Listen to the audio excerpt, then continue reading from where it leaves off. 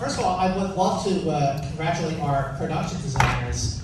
Just a matter of minutes ago, practically, they were honored with the Hamilton Award, Prop Masters Award. I would love to hear, first of all, that was a big kind of surprise. And like, what does that mean for you, for both of you? It means a lot. We actually didn't have any mics on. Thank you. It means sort of, I don't know. But no, I wanted to tell a story about these themes: forgiveness, reconciliation, kind of healing, repairing broken relationships, because I didn't always necessarily know how to do it in my own life. And I was researching the subject matter just as sort of a person, as a parent. I wasn't looking for a movie, and I found these meetings, and I thought, my God, that's sort of that's at the heart of this struggle, and this complicated sort of relationship we have with forgiveness and healing and getting through pain or getting over pain or getting past it, or sort of, is there life past certain things that can happen to us? Like, how do we live with resentment and grief and loss? So I thought I just want to do that. I just want to make a story as simple as that, because I found so much courage in the dynamic of these meetings. And I kind of immediately made a connection to the Truth and Reconciliation Commission in South Africa and the amnesty hearings and the Forgiveness Project, and started to find sort of ways to research this film and the dialogue. The title, I had a few. I thought about a lot of different titles, but this one it encompassed a lot of different themes for me. At the heart of it, it's about people coming together, the assembling of bodies, the gathering of people, the gathering of crowds. That's what it is. It's about human connection, the power of human connection. What can happen when people come together? Okay, well, when it came to casting, I mean, your cast, everybody's here. The dynamic, the chemistry, the volley is just pitch perfect.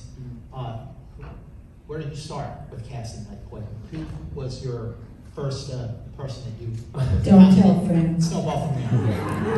I know, that's tough. Well, look, there's 3 other actors that are incredible in the movie, and they tee the movie off, and they're incredible, and I don't think the movie would work without the opening of the film, and that's Keegan Albright, Rita Wohl, and Michelle Carter.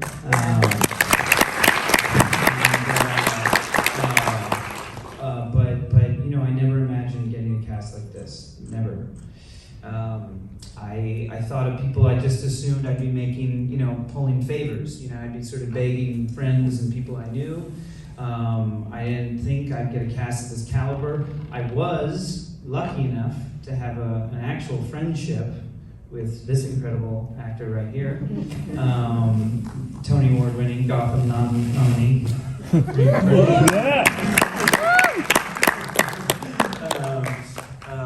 No, but seriously, so I wrote the part for Reed, and I could. It was hard. It was hard to get financing. It was hard to get people involved. It was hard to get people behind the idea of a movie in a room. But for casting, I think Reed gave the movie a ton of legitimacy.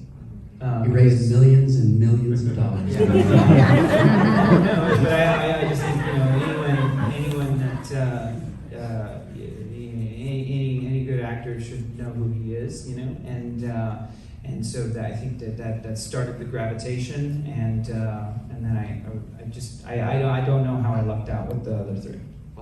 Definitely lucked out with all 4. So Reed, you get. He asked them to never speak to you again.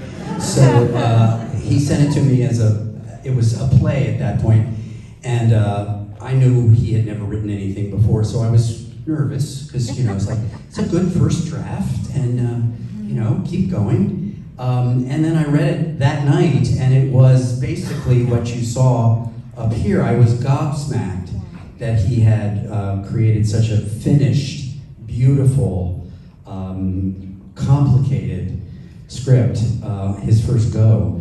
So I wrote him the next day and said, I'll go anywhere to do this with you. So I was thrilled. He was trying to get it on as a play, was having people, read it, but plays take years to get on. Their developmental workshops and so forth. And finally he said, I said, and Corey, our producer, said, make it as a movie. Corey actually said it's too intimate for a play, which I think is really smart.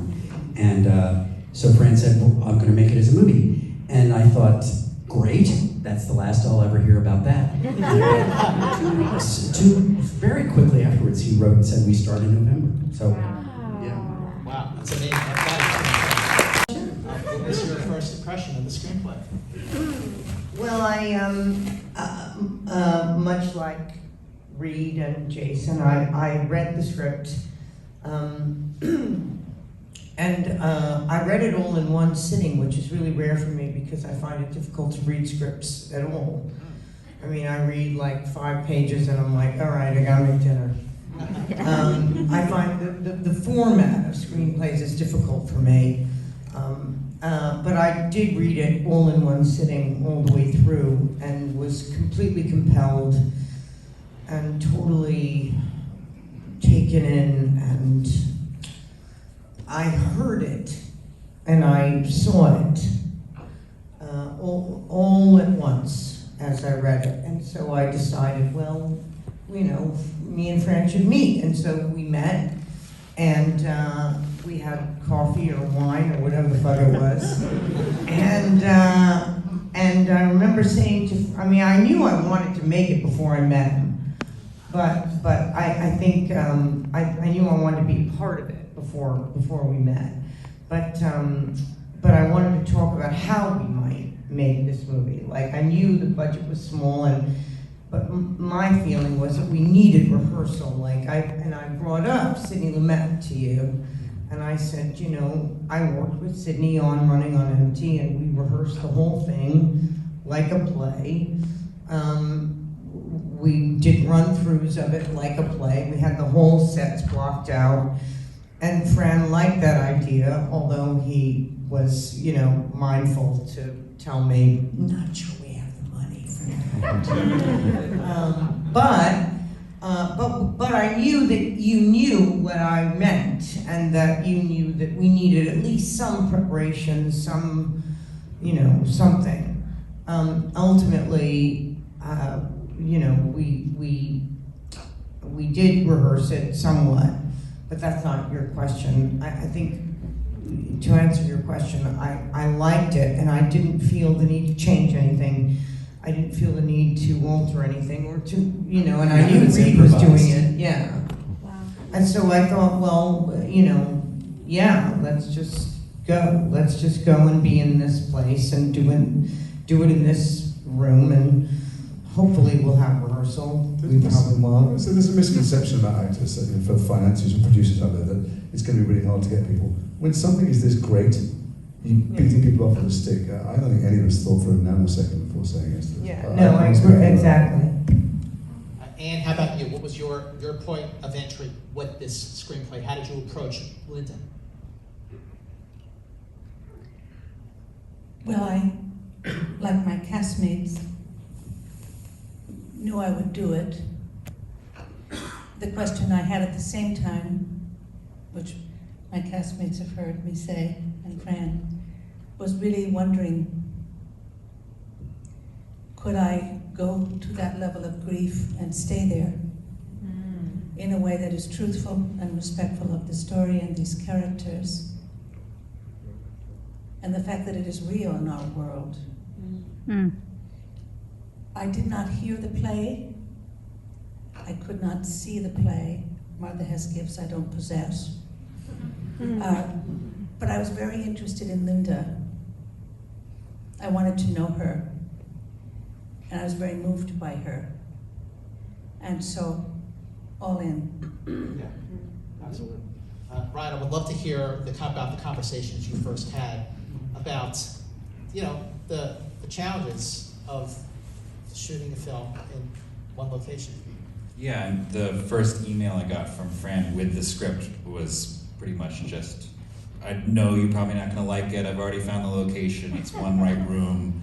No, it's not a mistake that there's a 60-page scene. It was very fun and self-deprecating, but just like everyone else, I fell in love with the challenge of the script. I thought it was vital to what the story's about. I felt it was vital that there's no flashback and that you're with these people in this room and it wouldn't work any other way. So I embraced the mantra of just the uncomfortability of it all and the way that I approached it as well. So that was kind of carried us through our early conversations from there. We started, I think the first conversations were about space, things that have spatial elements like lenses and aspect ratios and things, because that is, when you're in one space, it seems to be the thing that's immediately on your mind first. Yeah, Ryan taught me so much. I mean, he sort of emboldened, so to speak, my vision for it, because that was a key partner to take on in this as a first-time director, obviously, especially in the space, and the certain sort of things that he said became kind of mantras, to sort of get through this. Of let's embrace discomfort, and I didn't want the director to ever get in the way. I didn't want to be visible. I wanted to tell this story. And sort of celebrate what these people are doing. Honor the sort of challenge and the hard work and the exhaustion and what it is that they do. What you all sort of watched. And he got that sort of immediately, implicitly, and embracing discomfort. I remember when we first walked into the room, I was very insecure about the room, and every time someone walked in, I kind of watch and see their reaction, and he walked in and kind of looked around, he's like, it's a room, and that's kind of, but that was very much, we needed that, I needed that, so anyway, yeah. And we never knew they were there somehow. Yeah, I mean, you guys have said that. It's the best compliment I think I've had. That's so gratifying when the actors sort of say that, and I've heard them say how they don't remember the cameras and how we sort of got out of their way, and that was the idea. I'm not sure how the Fisher Ted Dolly in that room as well. No, but also you kept yourselves in the other room. There's a lot of directors that might want to be next to the camera. We wanted to make sure that we really were just looking at each other. I was out of the room. Yeah, I wanted to be out of the room. I talked to our first AD early on about let's treat it like a love scene.